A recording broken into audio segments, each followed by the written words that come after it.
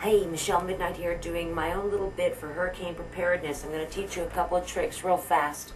Looks like we might be having one coming this way. I know that the people in New Orleans are preparing now for Gustav, but I just saw on the Weather Channel that there might be a hurricane heading up the southeast coast. And if you are new to hurricanes, you're going to hear about evacuations, but what you won't hear a lot of, some of the extra things you can do to prepare. I have lived through more hurricanes than I care to imagine. Wilmington is actually a hurricane alley. We had 5 in 2 years, and I rode every one of them out when all of my friends and neighbors evacuated. I'm lucky, but I live 25 feet above sea level, and I'm not near the ocean, so I'm in a fairly safe area, but it doesn't mean we don't get a lot of damage and we don't lose the power. Don't rush out and buy all the milk and bread you can. If the power goes out, your milk's going to go bad, your bread's going to get moldy, and the humidity is the aftermath of the hurricane. Get peanut butter, crackers, cans of tuna that you can pop open, things that you can heat up on a grill with charcoal, okay?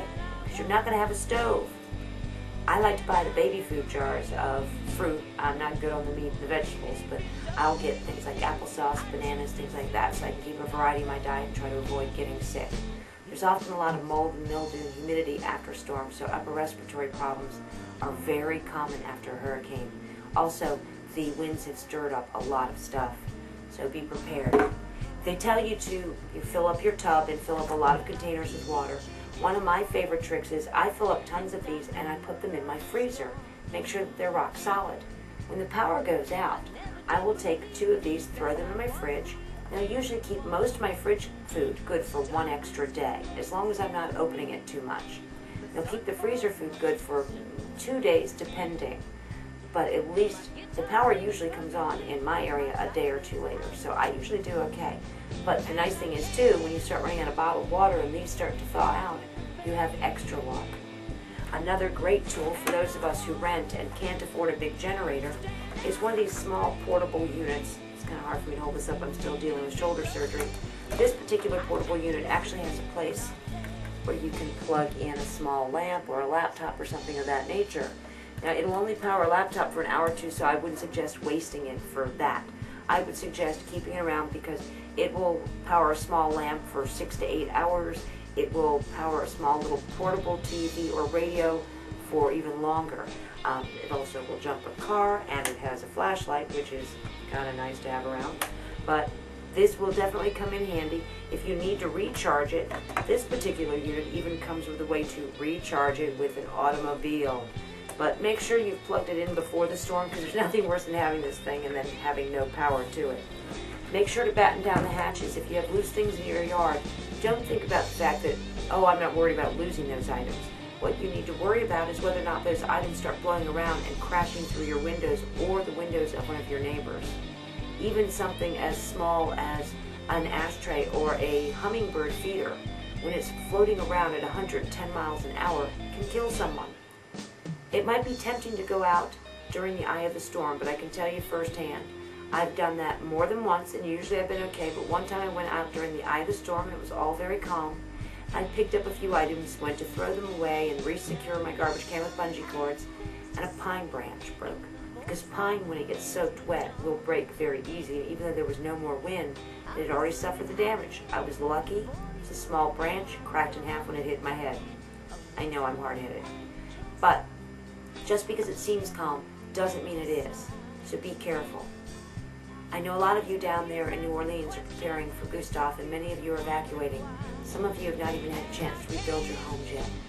I'm really feeling strongly for you and worried about you. So if you can evacuate, please do.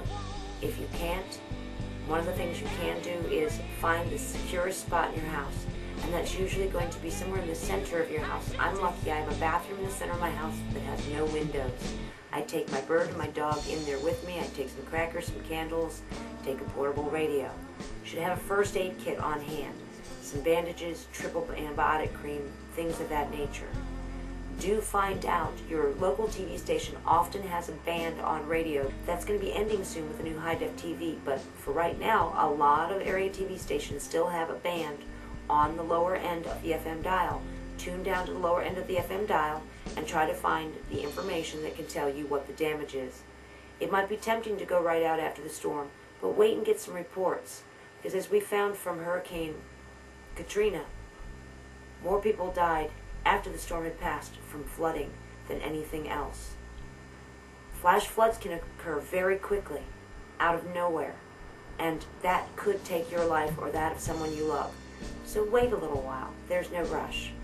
Another thing to remember is quite often cell phone towers will go down, and if you have digital phone and your cable company doesn't bury their lines, you could be without a phone too. I keep an old-fashioned telephone and through the regular telephone company that buries their lines, so my family can still check on me and my neighbors can come by to call friends if they have no phone use. Be prepared and be careful, especially after the storm. A lot of allergies kick up. People can end up with upper respiratory problems. If you're prone to that, have the things around you need, the Benadryls and whatever it is that helps you keep congestion free, because it could develop into pneumonia or something like that very quickly, and you may not be able to get to a hospital, or you may get to the hospital and find out that it's full of very badly hurt patients. Pneumonia can kill the elderly and small children, but if you're, say, my age bracket and you've got pneumonia, they may not see you right away and it could develop and get worse. So be prepared. If you take medication, make sure you have your prescriptions handy. I know they say a lot of this on the news, but these days a lot of people aren't watching the news and they're not reading the newspaper. I'm not quite sure why. They're still great sources of information.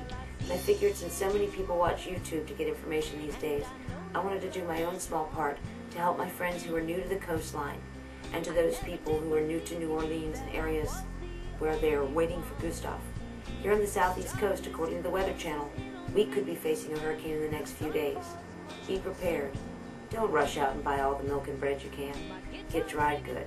Get cans that you can open with a flip top or a handheld can opener. Those electric can openers aren't going to work after the storm.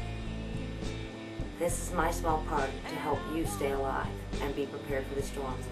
When you board up, I suggest leaving one little area that you can still peek out.